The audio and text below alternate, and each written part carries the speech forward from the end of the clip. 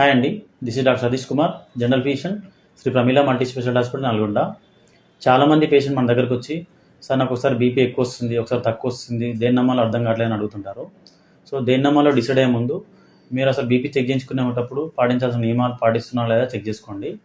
మీరు కనుక BP check చేయించుకోవడానికి వెళ్తే కనుక కనీసం ఒక అర్ధగంట ముందు నుంచి హెవీ మీల్ తీసుకోవడం కానీ, టీ కాఫీలు తీసుకోవడం కానీ, ఆల్కహాల్ తీసుకోవడం కానీ, స్మోకింగ్ చేయడం కానీ, ఎక్సర్సైజ్ చేయడం కానీ చేయొద్దు.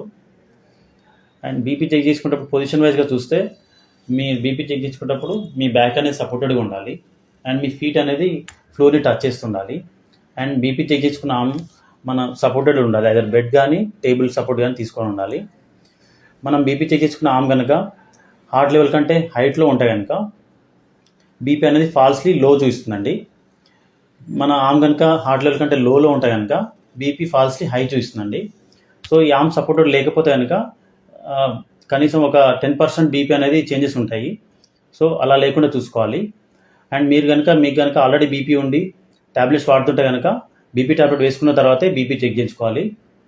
సో ఇలాంటి జాగ్రత్తలు పాటించి మీ బీపీని కరెక్ట్గా చెక్ చేయించుకోండి. Thank you.